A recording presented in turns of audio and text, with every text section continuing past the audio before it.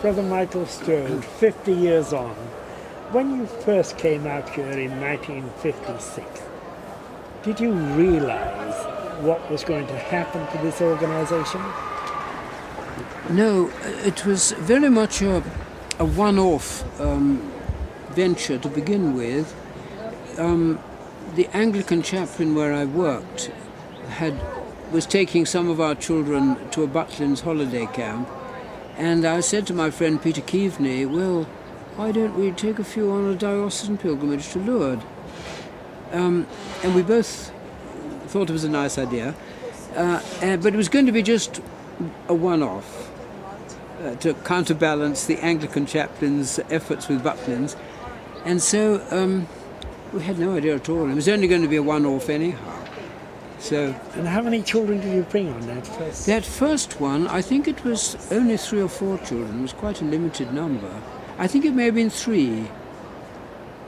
And were they handicapped children? Oh, yes, they were all handicapped. Because where I was working at the time, in mid-Sussex, was a place called Chailey Heritage, which was a school and a hospital for physically handicapped children up to the age of 16. They later extended it to perhaps 18. And so it was rather unique in that it could provide for all their needs when they were growing up, both health-wise and educational-wise. And so we had the children, an average age at that time would have been perhaps 10 years in the place, you see. You got to know the children very well. So at what point was HCPT, when did the idea formulate to expand? Well, we've got to thank, I think, so many people have contributed to shaping it up. We'd had these 2 or 3 years, we'd had just a few children from where I worked, Chailey Heritage. And we'd come to join the National Schools Pilgramage. And the leader of that was the Auxiliary Bishop of Birmingham, Bishop Humphrey Bright, lovely chap. And he encouraged us, he said, well, why don't you expand this? It was his idea. Because we're one establishment, you don't have much potential. You don't want to take the same ones over and over again. So it was in 1956 that the trust was legally founded, and the first year that was a trust pilgrimage was 1957. But this is still the 50th pilgrimage, because you see, if you count 57 as number 1, you tot it up and you'll find that this year is actually the 50th pilgrimage.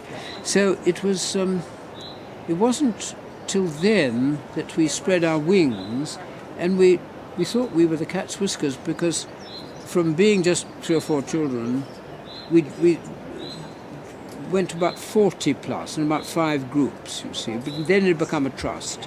And from that point onwards, it slowly grew. But then, as time went on, like a snowball, it tended to grow. As the snowball grows larger, the thing accelerates. So it took us a long time to work up to, say, 100 handicapped children. And at that point, there was a serious discussion with the then trustees that should we stop at that point and build up our financial reserves so that the thing could continue into the future. Fortunately, we decided to go for a natural growth and not bother about storing up wealth. And so it continued to grow slowly until it's reached its present size. No, other right.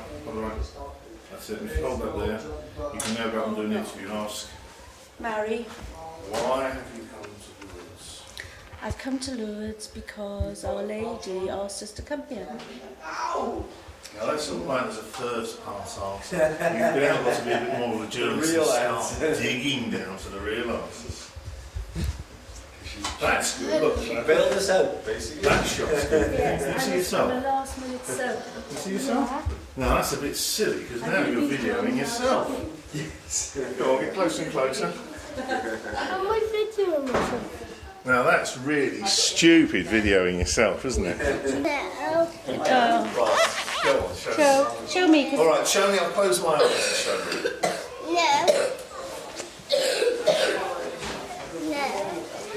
No. What is it? Is it chicken? Is it? Laser. Oh, lordy. Show me again, I didn't see that. You're a lovely child, aren't you? There we go. Are you recording it now? Where's the editing? Yes. Look at the flower. Don't press that button. Right, okay, that's number one. I like to Number two then. Right.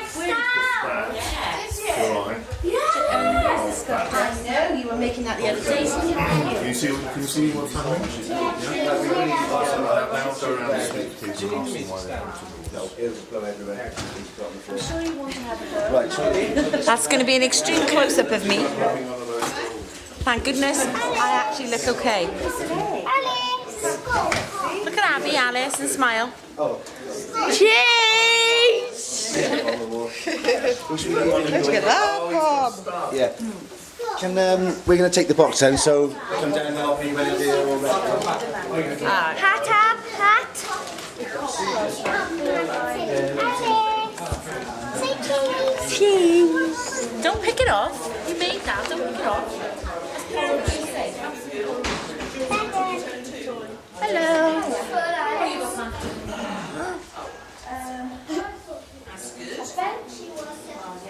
Good morning, Alice. How are you? Are you good today? Excellent. Are you excellent today? Oh, excellent. Hello. You coming on the bus? I'll take the Going on the bus today? No? I just want to sit by you. Come on then. Come and sit by here. But I'll tell you now, the seat is cold. No. On a cold bottom, you'll get a cold BT Tom here. Say cheese. Cheese. You get a cold BT Tom here. You ask Matt whether he knows what it is?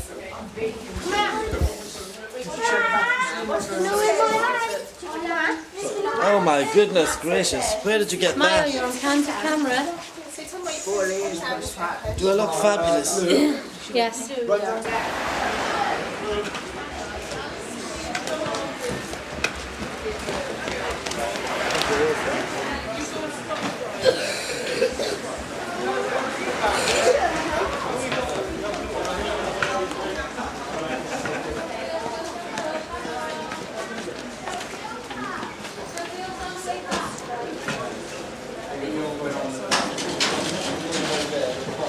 Sorry? Oh, I beg your pardon. I beg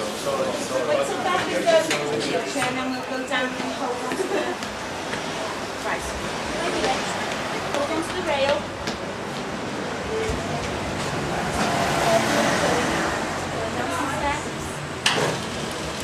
Good girl. Here we go. One more little one. Good girl. Come here then. Mr. Allen, how's it going, mate? You alright? Oh, are you alright? Nice to see you. Each day involves a major logistical exercise just to get to the coach on time. Is it worth it?